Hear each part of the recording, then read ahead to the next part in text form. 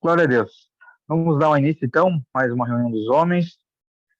Quero dar uma boa noite, ou boa tarde, bom dia para aqueles que vão nos acompanhar também aqui pelo YouTube, né, que todos sejam também muito bem-vindos. Aqueles que tiverem interesse de acompanhar essa reunião aqui ao vivo, entre em contato conosco, né, através das mídias sociais. Nós vamos compartilhar o link para você e você acompanha nessa ministração, essa palavra, ao vivo conosco aqui através da plataforma Zoom. Amém? Glória a Deus. Então, o título desse texto aqui é bem engraçado, né? Porque como é um livro um pouquinho mais antigo, hoje, digamos, já os homens acabam usando, tanto homens quanto mulheres, né? Acabam usando outras formas para ter acesso, né? A esse conteúdo.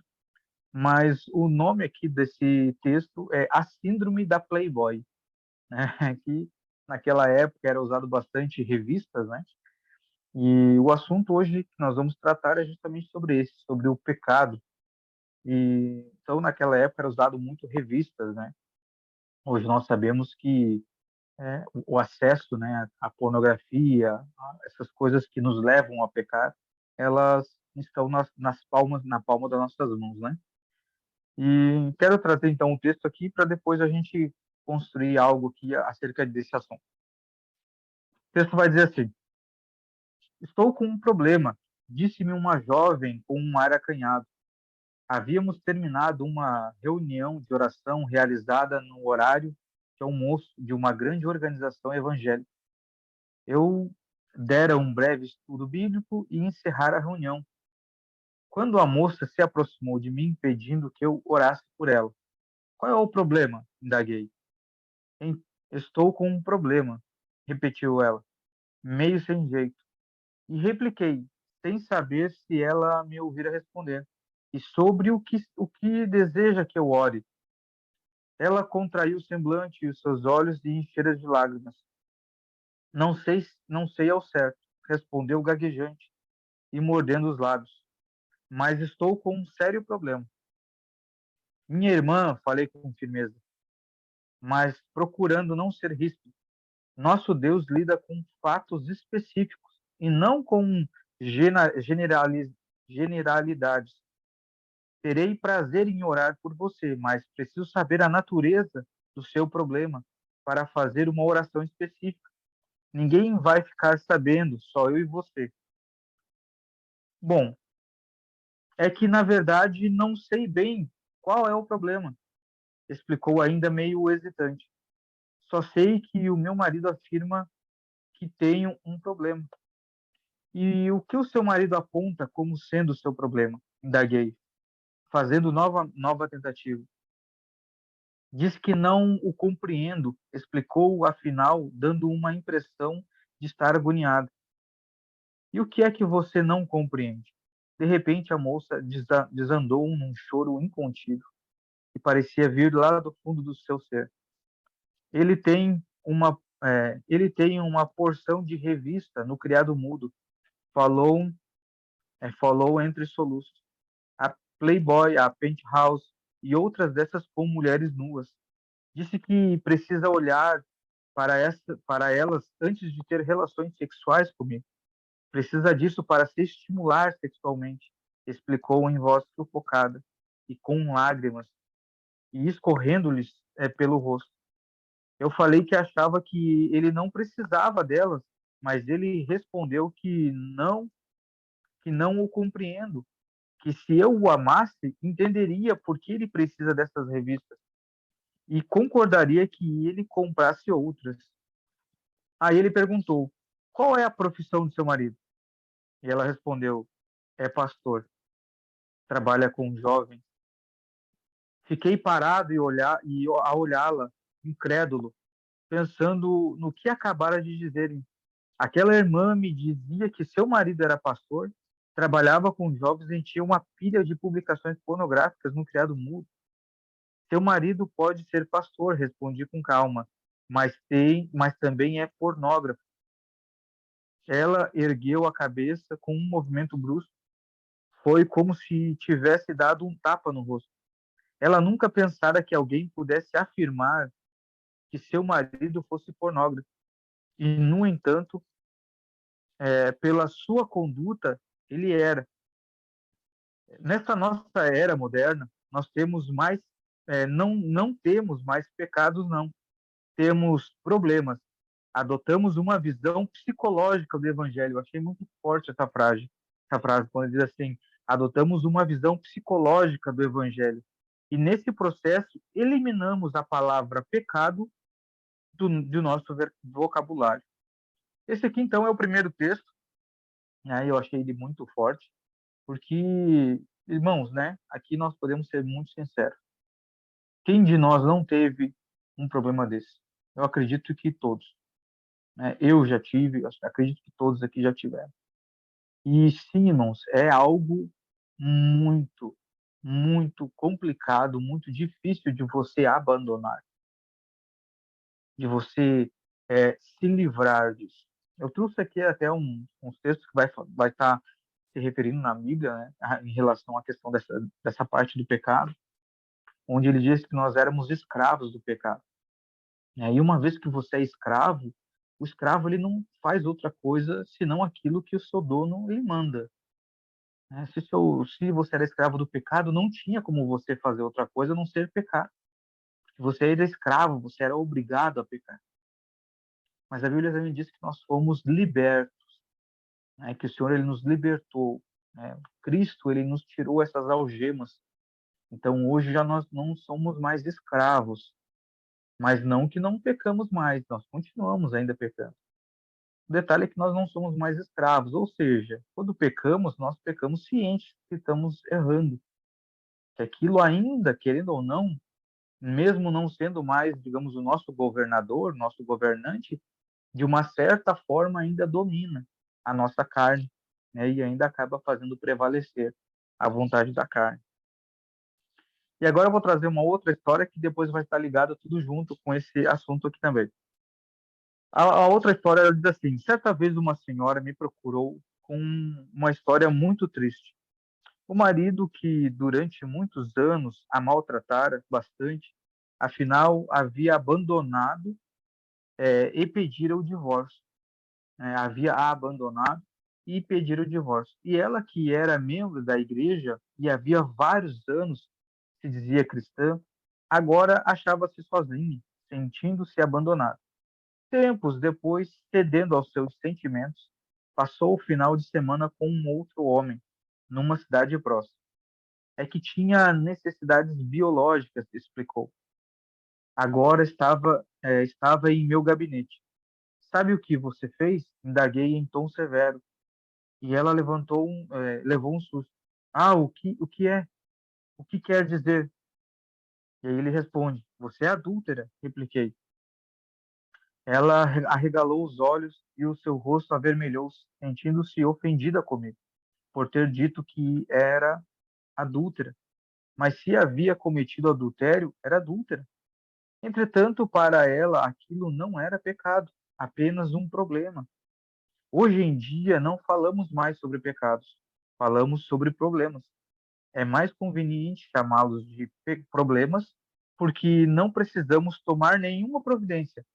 Se alguém tem um problema, os outros sentem pena dele ou adotam uma atitude compreensiva, ou então ele procura ajuda de um médico ou um psicólogo.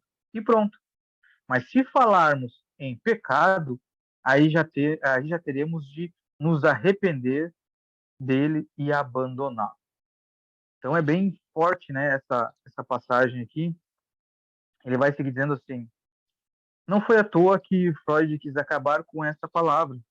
Nós modernizamos a linguagem bíblica e nesse processo evitamos encarar nossos pecados.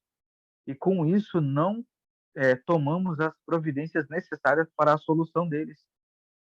De uma forma ou outra, todos os nossos problemas são causados pelo pecado. Portanto, para a humanidade solucionar seus problemas, ela precisa de um Salvador. E foi precisamente por esse motivo que Deus enviou Jesus Cristo ao mundo, para morrer pelos nossos pecados e proporcionar-nos a solução de nossos problemas. A disciplina na igreja é fraca, frouxa e, em algumas congregações, inexistente. Mas o apóstolo Paulo foi incisivo nessa questão da disciplina. E ele afirmou que se um homem se diz irmão, mas leva uma vida de pecado, não devemos manter comunhão. Eu achei bem forte essa parte desse texto. E quando eu achei que era só um comentário do escritor aqui, eu fiquei meio assim, só que ele colocou ali uma referência bíblica. Diz assim, ele afirmou que se um homem se diz irmão, mas leva uma vida de pecado, não devemos manter comunhão com ele, nem mesmo almoçar em sua companhia. Não podemos ter nenhum tipo de comunhão com ele. Aí ele botou essa referência bíblica que está lá em 1 Coríntios 5:11. Diz assim, mas agora vos escrevo que não vos associeis com alguém que, dizendo-se irmão, for impuro, ou avarento, ou idólatra, ou maldizente, ou beberrão, ou roubador. Com este tal, nem ainda comais. E ao contrário de que poderíamos pensar, tal atitude não representa hostilidade, mas um gesto de amor. É que, assim como os céus são mais altos que a terra, assim como os caminhos de Deus são mais altos que os nossos. Quando Paulo escreveu aquelas palavras, ele expressou o pensamento de Deus pensamento de Deus quanto à questão da imoralidade. Se uma pessoa que se diz cristã vive impunemente em pecado e todos os privilégios de um membro da igreja, ela não tem nenhum estímulo para reconhecer o seu pecado, nem para confessá-lo e abandoná-lo. É que ele está se referindo, digamos assim, o irmão peca, né? É, não sem saber, ele erra consciente e ainda tem todos os privilégios da igreja. Aí ele diz assim que se ela não fica sem essa correção, a pessoa ela não tem estímulo nenhum para ser transformada. Para que modificar-se? Está vivendo em pecado e ainda assim é bem aceita pelos cristãos? Na maioria dos casos, quem está em pecado admite o máximo que tem um problema, ou que se trata de uma infelicidade. E se for submetido à disciplina, certamente vai protestar e reclamar. E aí ele finaliza o texto dizendo assim: a tristeza, segundo o mundo, né, segundo o que o mundo pensa, é a que sentimos ao saber que o nosso pecado foi descoberto. Agora, a tristeza, segundo Deus, é a que sentimos por ter errado. E ela vem acompanhada do desejo de remover esse pecado da nossa vida. Glória a Deus. Então, são dois textos aqui, né? Dois exemplos ali, duas circunstâncias que a gente sabe que acontece, né?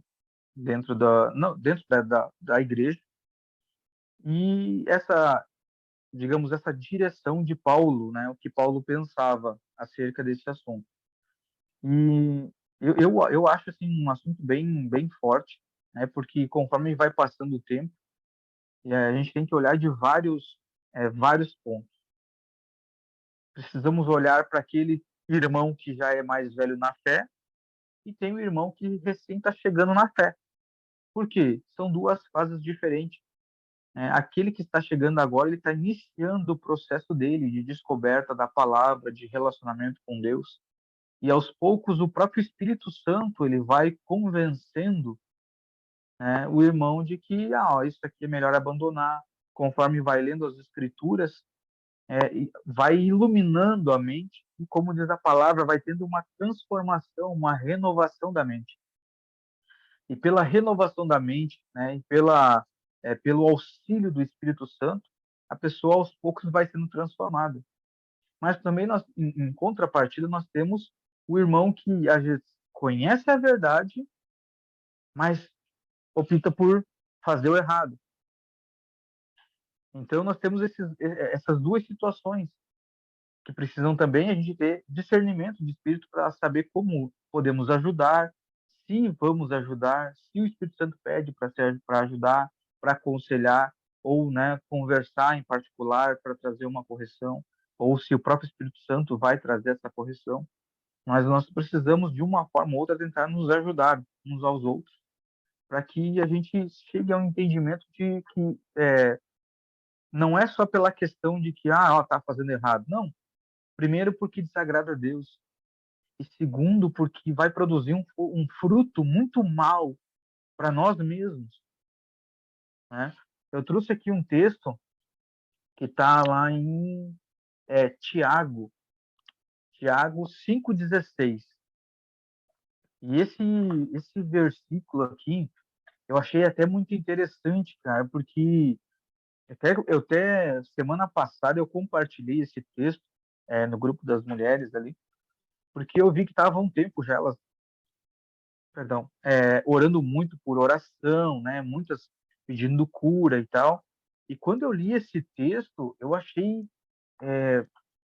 assim fantástico para a situação em si, né? Então ele vai dizer assim, Tiago 5,16: Confessai as vossas culpas uns aos outros e orai uns pelos outros, para que possais ser curados. A oração, a oração eficaz e fervorosa de um homem justo vale muito. Mas o que me chamou a atenção nesse texto foi no finalzinho ali da metade do versículo, onde diz assim, para que possais ser curados. Ou seja, a gente sabe que o salário do pecado é a morte, né? Então, conforme nós vamos pecando, aqui também me diz que se nós confessamos os nossos pecados, nós vamos sendo curados. Ou seja, se ao contrário, então deve ser válido, deve ser verdadeiro. Se eu não confesso, eu posso ficar doente, ou eu posso me manter doente, porque a gente às vezes acha que não estamos doentes espiritualmente, digamos assim.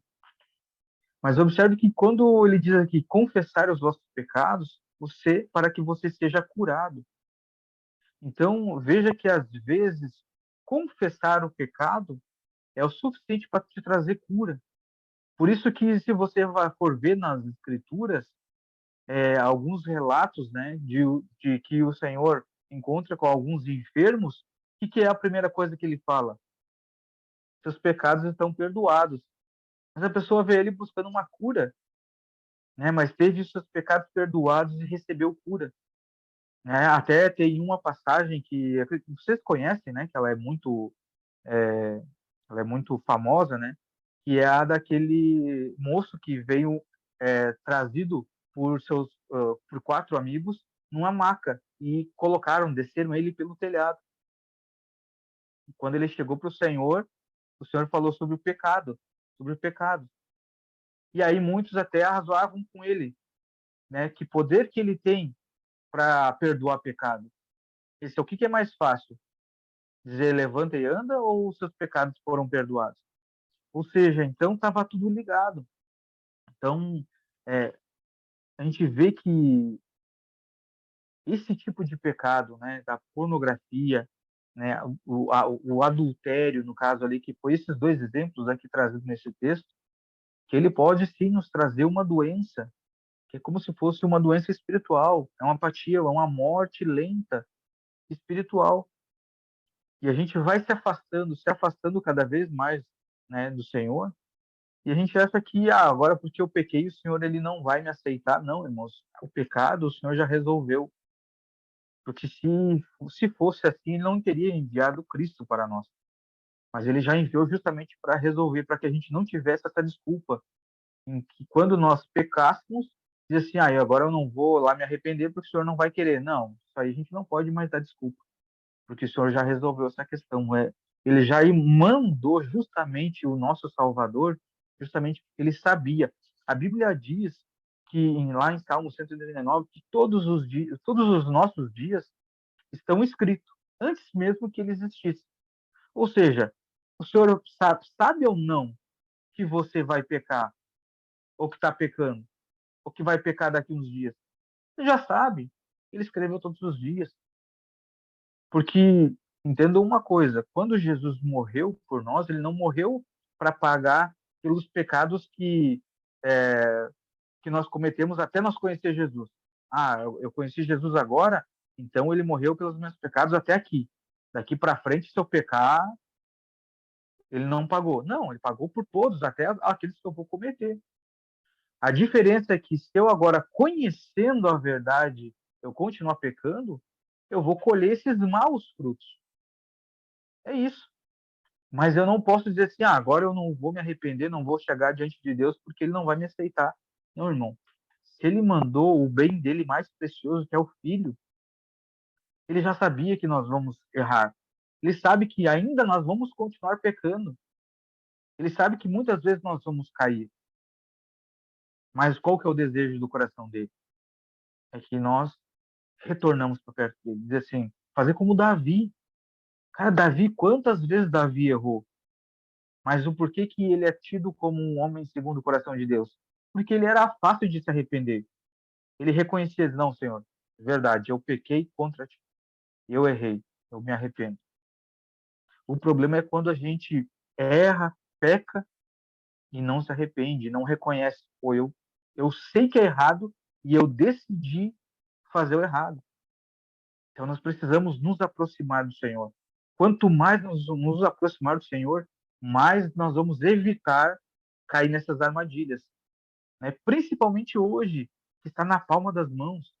Cara, hoje você recebe estímulo para isso em todos os lugares. Você sai na rua e tem um outdoor de mulher. Você pega o celular, daqui a pouco vem uma propaganda de uma mulher seminua. Então o estímulo é muito forte. Então se a gente não vigiar, não estiver atento e não focar no Senhor, nos deleitar nele, irmãos, é só com ele que a gente vai conseguir resistir a essas investidas. E mesmo assim, quando a gente cair, nós vamos estar lá que nem Pedro. Quando nós estiver afundando, o Senhor ainda estende a mão para nos resgatar. Ele não nos abandona. Outro texto está lá em Romanos 6, versículo 20. E antes de eu ler aqui, até para eu compartilhar, esses tempos nós estávamos numa outra região ali, e aí compartilharam com a gente, né, sobre uma igreja lá onde que o pastor ele já tinha pecado, já tinha caído já uma vez, né, em adultério. E aí eles abafaram tudo e só que aconteceu de novamente com pessoas de dentro da igreja, esse pastor acabou caindo novamente. E aí deu, né, todo um desconforto dentro da igreja, o pessoal afastou ele e tudo. E só que quando me contaram isso, né, muitos estavam falando assim, porque o pastor pecou de novo, não sei o que e tal. Mas quando eu recebi essa informação, o Senhor me trouxe algo no coração, né? É, que ele mostra a desunião dos filhos, né? Porque as igrejas se separaram tanto, porque denominação tal, que os filhos do Senhor acabaram se separando. Porque eu vejo que isso é fruto muito também, né? Isso tem vários fatores, né? Pode ser caráter, pode ser escolha da pessoa, mas enfim, eu vejo que os filhos estão desunidos, não estão querendo caminhar junto, porque às vezes a gente vê tantas pessoas querendo caminhar sozinha e, cara, não dá certo. Talvez, eu não sei se esse pastor tem alguém para caminhar com ele, ou se ele tem conselheiros, né? Eu sei que o homem ele é um pouco mais difícil para se abrir, mas é muito mais difícil o homem cair quando ele tem conselheiros, quando tem pessoas que estão perto, né, para dar às vezes um puxãozinho de orelha, às vezes para dar um conselho, é muito mais difícil. Agora, quando você caminha sozinho, é muito mais fácil. Você é uma presa muito fácil. E quando eu recebi essa informação, eu fiquei pensando, pô, será que esse pastor tem alguém para andar junto?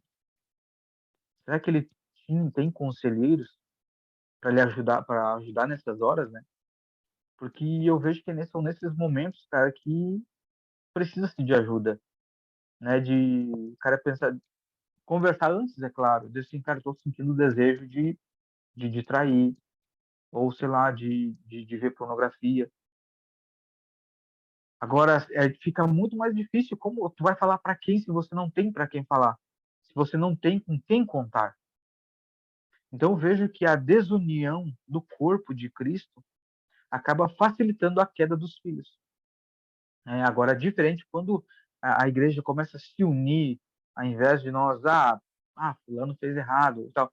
A gente, como o pastor costuma dizer, né, ao invés de apontar o dedo e estender a mão, é muito mais fácil a igreja se fortalecer, né? Então, nós precisamos, sempre que possível, ter, né, pessoas que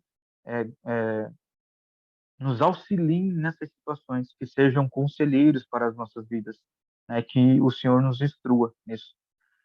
Romanos 6:20 vai dizer assim: porque quando éreis servos do pecado, estáveis livres da justiça. Ou seja, quando você era escravo do pecado, você estava livre da justiça. E que frutos tinhais, então, das coisas que agora vos envergonhais?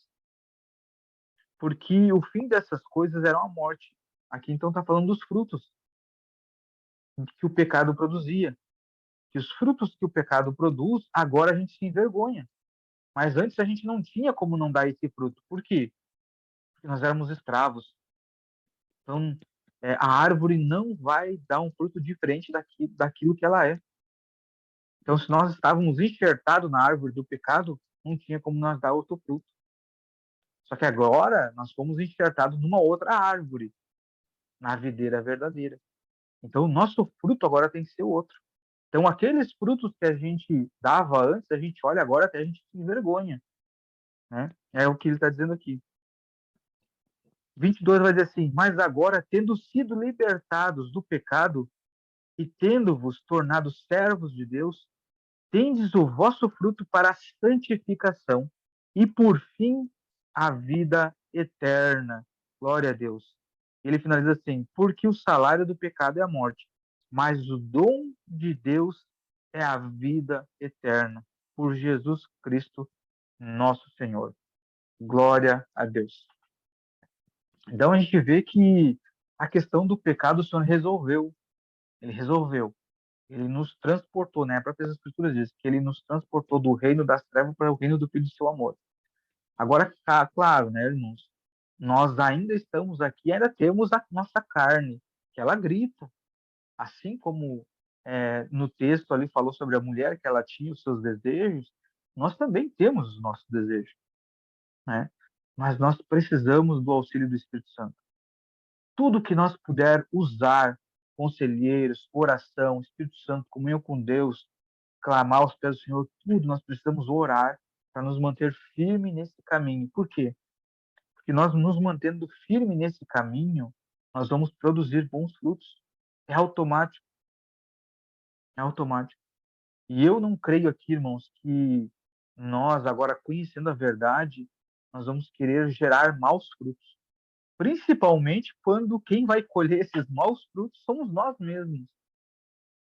E também a gente sabe que, às vezes, uma atitude nossa, na grande maioria das vezes, uma má atitude nossa faz produzir um fruto em que não só nós colhemos, mas nós e, às vezes, todas as pessoas que estão à nossa volta acabam sendo afetadas por esses maus frutos, né? Então, nós precisamos ter certeza daquilo que nós estamos fazendo, que é andar com o Senhor. E sim, irmãos, nós não somos perfeitos. Nós, às vezes, vamos dar nossas escorregadas, e essas escorregadas têm nome, que é pecado, né? E nós precisamos ter ciência que, se pecamos, irmãos, vamos nos esforçar ao máximo, fazer a nossa parte, né? Porque eu tenho certeza que o Senhor já fez, que foi entregar Jesus, e ainda faz todos os dias, que é através do Espírito Santo, e nos fortalecer para a gente abandonar a velha criatura. Amém?